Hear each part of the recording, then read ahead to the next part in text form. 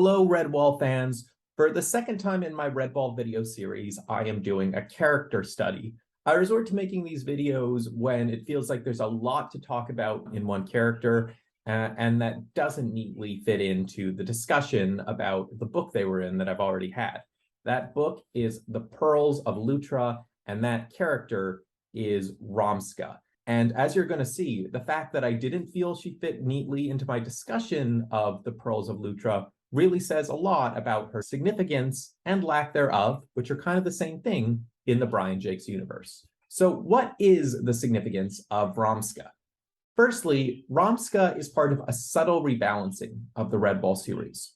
While Redwall has always challenged traditional gender roles, dating back to characters in the early books like Constance, Lady Amber, Marielle, and Mara, Pearls of Lutra stands out as a book where Brian Jacques asked himself, is there still more I could do on this front? So he'd always been comfortable depicting female warriors, but the statistical norm in a series was still for heroes to be male. But this was far more so villains. I guess there was still part of him that was like, you know, women can't sink to the lows of being stinky, rotten vermin unless they're like a magical fox or something. So Pearls of Lutra saw Brian Jacques pushing himself even further to depict a gender equal society. And as such, it had three unique, but all strong in their own ways, female protagonists in Tansy the Hedgehog, Graf the Otter, and Viola the Vole. And more importantly, it gave us two female pirates, Sagittar and Romsca. So I feel like a question that feminism, and I mean the feminism I see on the peripheries, I'm obviously not involved with this at the academic level, but that feminism has grappled with is finding a balance between, on the one hand, ideologically saying that women truly can occupy all the social roles that men do, versus maybe saying some social roles truly are a product of uniquely oppressive masculinity, and women offer an alternative to the existence of those kind of roles. And I think through Sagittar and Romsca, Brian Jacques explores both sides of that debate. So Sagittar is basically just a villain, but she's treated slightly more sympathetically by the narrative than her male colleagues. So Sagittar, in her final scene, gets to have her girl boss slay moment when she overcomes one of the less likable male villains. Romsca, by contrast, is portrayed as not like other pirates. Right away, she's shown to be at odds with the brutish Monitor lizard soldier she shares a ship with.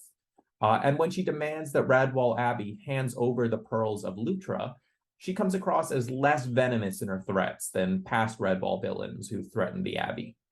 Romsca, I guess, may have a villain's job, but it's very clear that she does have some kindness in her. You know, she made a choice to take on a villainous job for complex reasons, kind of like Michael Corleone in The Godfather. She's not, you know, like Sagittar, just like some girl boss who's basically as evil as the men. Rather, she's a strong but conflicted ferret, trying to make it in her rough and tumble medieval society. And that leads to the second thing that makes Romsca a unique part of the Redwall universe. So not only is she a female villain, but she is a morally gray female villain. And really up to this point, she's only the second truly gray character in the 9 Redwall books up to this point in the series. So Redwall books are often accused of being two-dimensional in their portrayal of villains. That's not 100% true. So I found through the series that Brian Jacques has certainly injected some of his villains with a little bit of moral grayness. Characters like Kilconey in Redwall or Brog in Ashleg and Mossflower feel like they're on the way to be morally gray. It's just maybe they needed one more scene to really establish that. Another way Brian Jacques writes sort of morally gray characters is writing a character who is outright a villain, but sort of making them more rational or relatable or even funny than a main villain. So we got this a little bit with Grey Patch compared to Gabool in Mariel of Redwall, and we certainly get this with Captain Clog compared to Badrang in Martin the Warrior. Now, a lot of you might be saying at this point, well, what about Blaggett? You know, he's a beloved character from the Bellmaker. Wasn't Blaggett Redwall's first truly great character? And according to me, absolutely not. So don't get me wrong, I love Blaggett, and he is a groundbreaking figure, but not because he's a great character, because he's a good character. So Blaggett is your classic dopey minion who doesn't really understand that he's working for the bad guy. And I think that's why Brian J. felt comfortable using Blaggett to break his mold of giving children a morally simplistic universe, because Blaggett was only a bad guy because he started in the wrong place and the wrong time. For all intents and purposes, internally, he is a morally simplistic character. He is a clear-cut good guy, and thus Blaggett wasn't nearly as revolutionary for the series as he was made out to be, whereas Romsca sort of is. So I said before this that Romsca is only the second truly morally gray character in the series, and so if I'm not counting Blaggett, who am I counting? Well, I'm counting Packatug the squirrel from Mariel of Redwall. But the reason why Romsca is still so groundbreaking is that Packatug kind of flies under the radar for me, because generally when people discuss Redwall controversies, it's from the perspective that it's unfair that certain animals are always bad.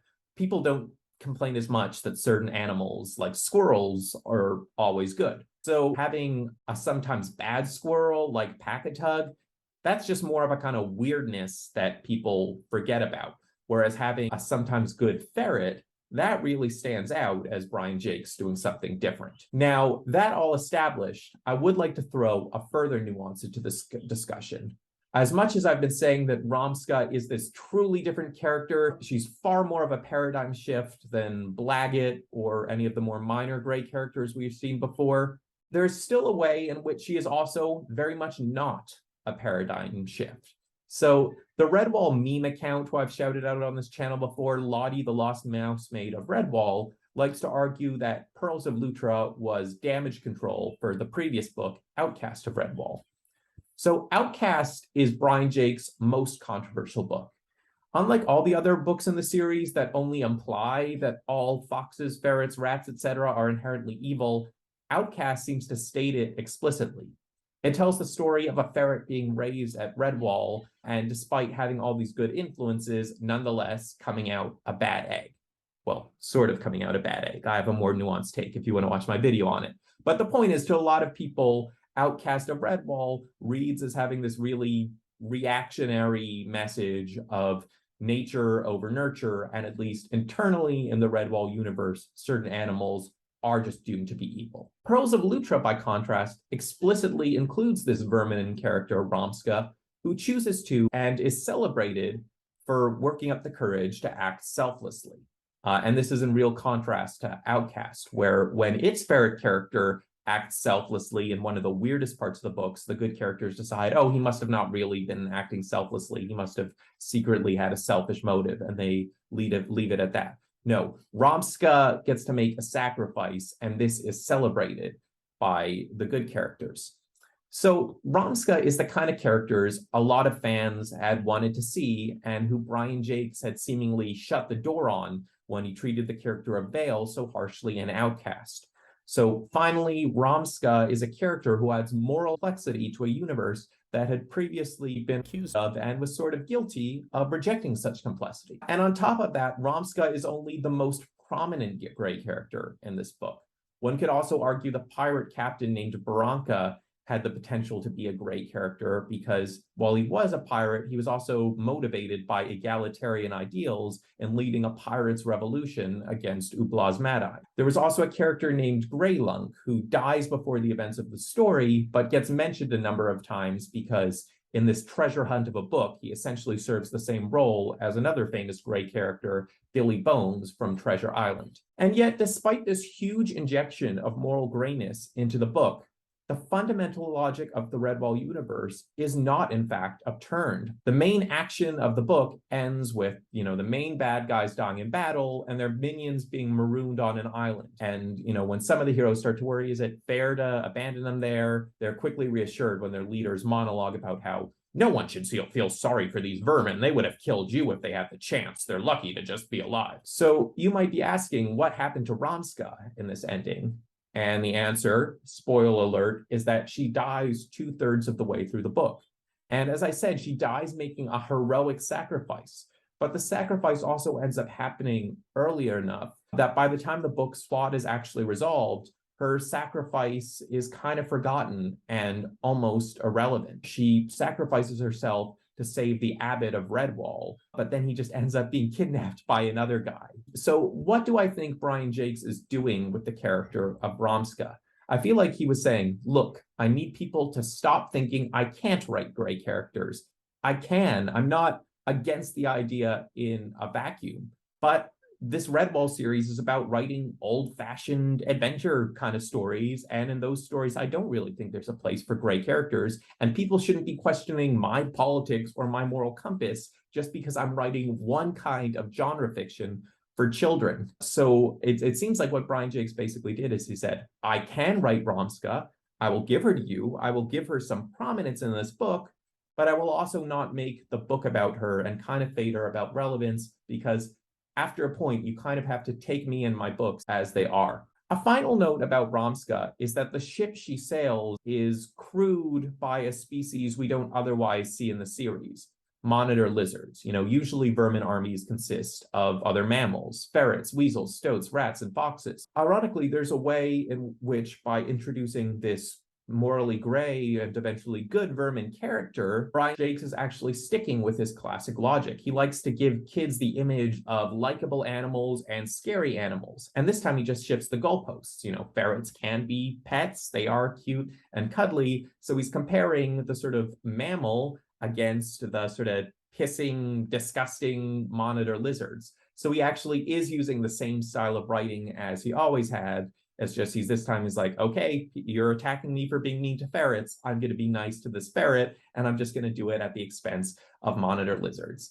And I kind of don't like pointing this out because I know there are people who try to read contemporary politics into everything and say, this is an analogy for race, and he's just showing the evolving way in which racism works, and these books are racist, blah, blah, blah. And I think that's really not fair. The whole point of fictional fantasy writing is not everything has to be a one-to-one analog to the real world. Essentially, saying these characters are animals is just like putting costumes on people. And I don't think he's discriminating against real people by saying all monitor lizards are bad in this book or all ferrets are bad in another book. So I really want to contain this discussion to the inner logic of the series. And I think if people are going to make moral criticisms of this book, to not draw these huge analogies that are not there. I think one can make subtler criticisms about, whether stories do need to rely on simplistic binaries of good on evil, and whether the good characters are always too tough on crime at the end and too set on vengeance.